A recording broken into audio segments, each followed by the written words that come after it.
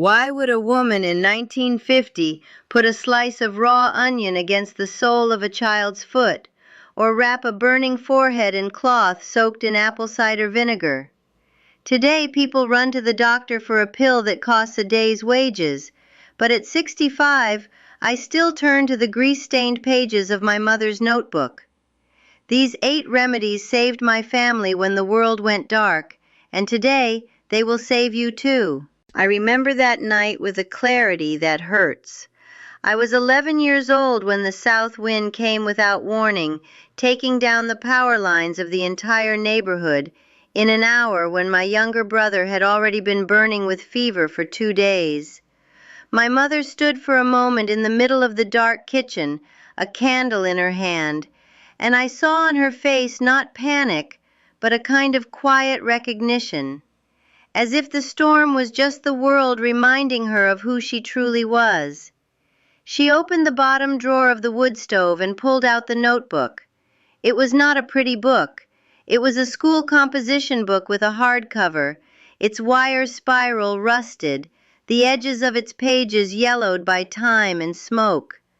The cover was stained with what looked like coffee grounds, olive oil, and perhaps something I never thought to ask about.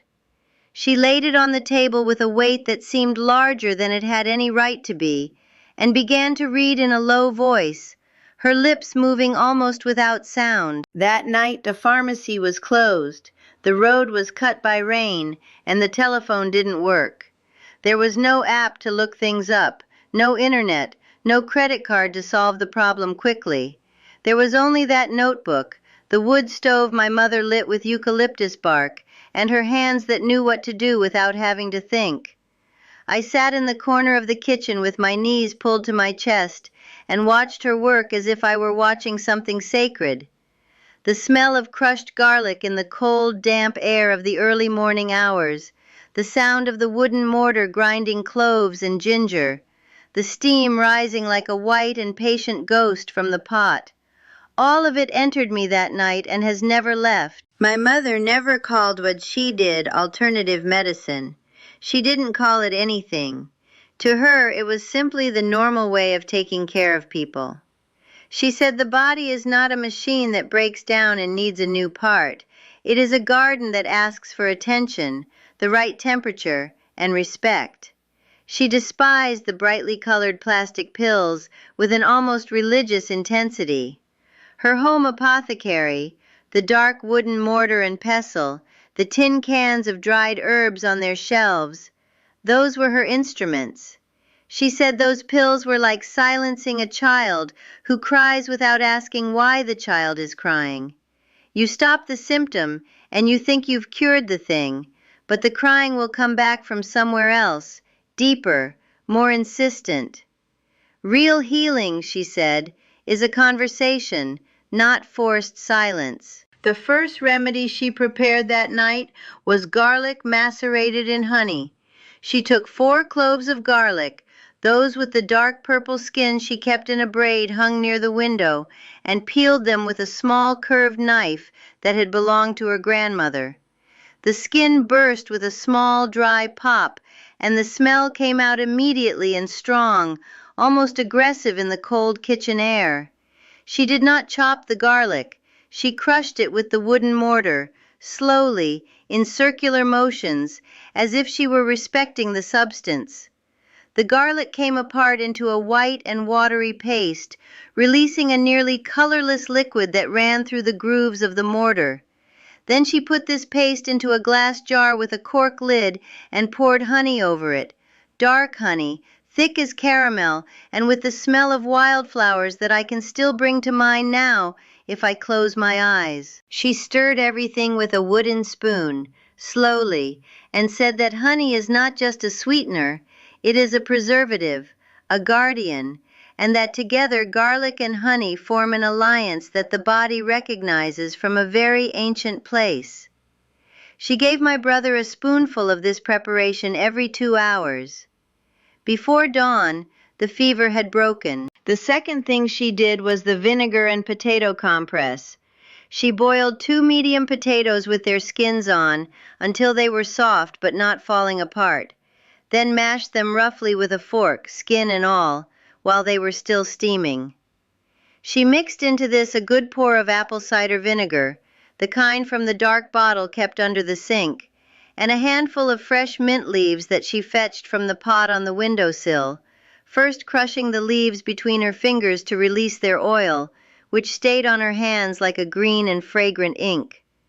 She spread this warm, wet, and aromatic mixture onto a folded cotton cloth, and laid that cloth on my brother's forehead with a gentleness I have never forgotten. The cool, damp weight of that compress on his hot skin was something physical, sensory, completely present. It was not abstract like a tablet swallowed with water. It was contact.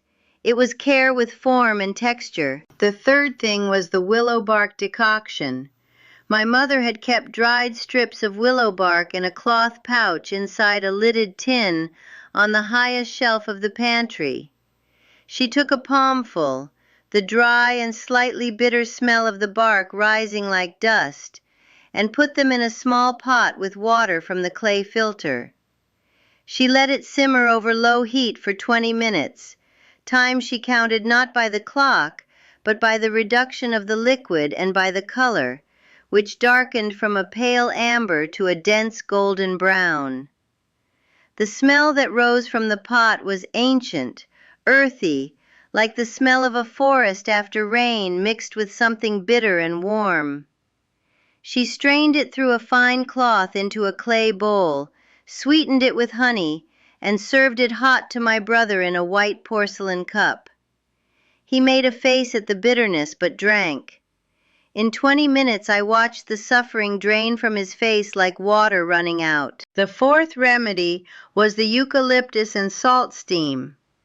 She filled the largest pot we had halfway with water, threw in a handful of coarse salt that landed with a crackling sound, and then went outside into the dark and the rain with the kerosene lantern, and came back with a thick branch of eucalyptus that grew alongside the fence.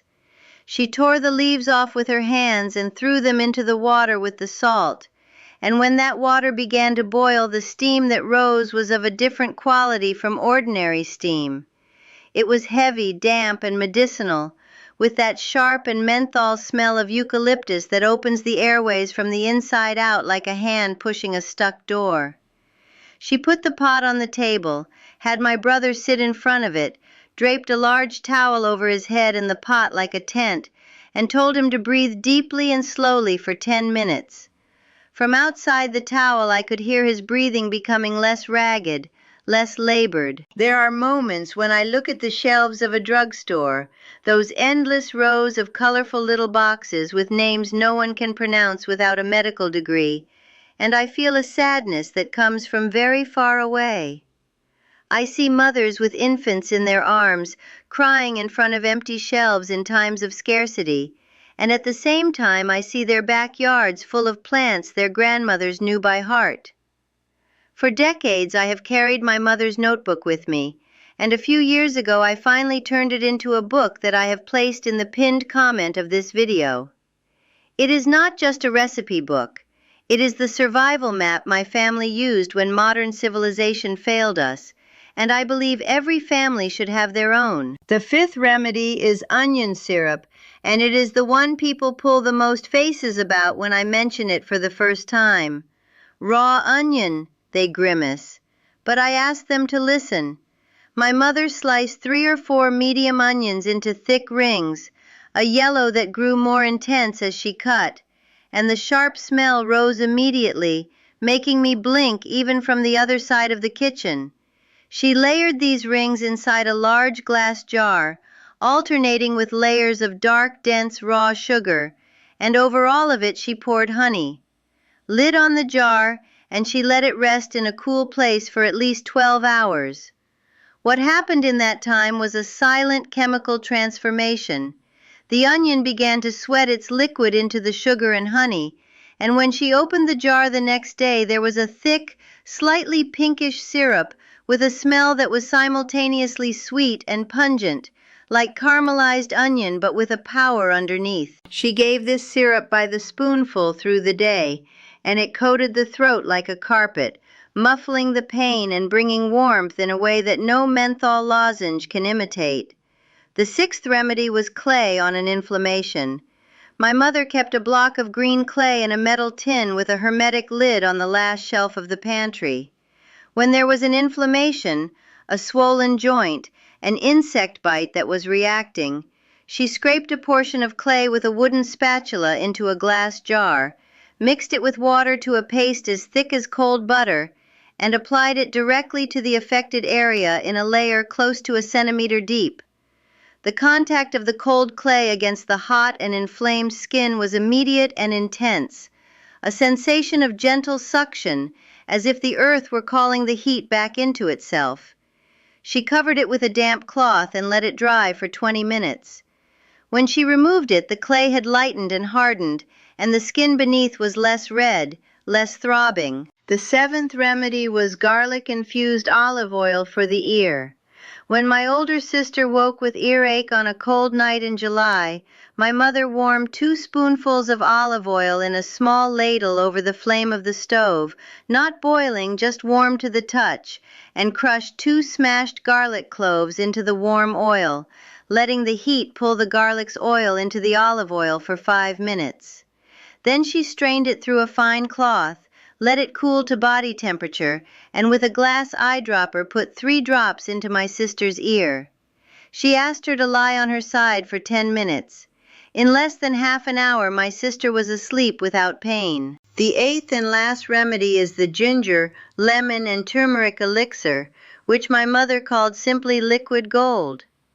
She grated a piece of fresh ginger on the metal grater, and the smell that came off it was alive, warm, almost stinging in the eyes, like pepper but with a floral sweetness beneath.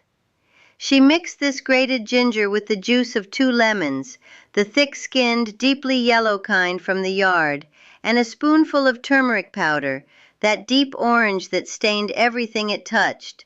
She stirred in honey until it dissolved, and drank it first thing in the morning, on an empty stomach, in a single swallow. She said this elixir was the opening chord of a day the body was ready for.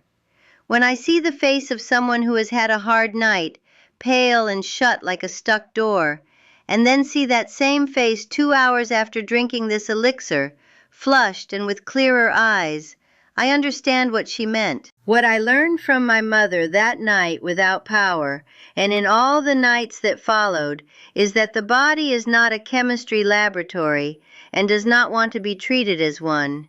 It holds memory of things far older than we are. The skin knows what to do with warmth and clay. The throat has known honey since before we could name the relief. The lungs open to eucalyptus like someone recognizing an ancestral language. When you push a colored pill against a symptom without asking where it comes from, you are not healing, you are silencing. And the body, like any being that is silenced by force, will find other ways to cry out. There is a difference nobody talks about anymore between healing and treating. Treating is something modern medicine does very well when it comes to a genuine emergency. I do not deny that. But most everyday suffering is not an emergency. It is a message. And the medicine of plastic and little colored boxes treats messages like fire alarms, with suppression instead of listening. My mother listened. That was it. That was everything, and it was enough. My mother died at 83, her hands stained with clay and honey and her notebook beside the bed. I keep that notebook as if it were a family document, because that is what it is. The wisdom of the soil is the only thing that remains when the lights go out. There is something that the modern world has quietly decided to forget, and that is the difference between speed and depth. A pharmacy can give you a tablet in 40 seconds. My mother's onion syrup took 12 hours to become what it needed to become. That time is not inefficiency. That time is respect. The syrup has to wait because the body that will receive it has waited through centuries of accumulated knowledge and need. The fast solution and the deep solution are not the same solution, and they do not treat the same person. They treat two very different relationships a human being can have with their own suffering. One that wants the noise to stop, and one that wants to understand what the noise is saying. I have watched 3 generations of my family move through illness since my mother's time. My children reached for the brightly colored boxes faster than I had, and their children have reached even faster, each generation a little more distant from the grease-stained notebook and a little more comfortable with the plastic-wrapped answer. I do not judge them. The world they were born into made speed feel like intelligence. But when the storm comes, when the pharmacy closes, when the road floods and the telephone goes silent, the notebook is still there. The garlic hanging in its braid is still there. The coarse salt and the dried willow bark and the block of green clay are still there, waiting with the patience of things that have never needed to hurry. My mother died at 83, her hands stained with clay and honey, and her notebook beside the bed. The wisdom of the soil is the only thing that remains when the lights go out.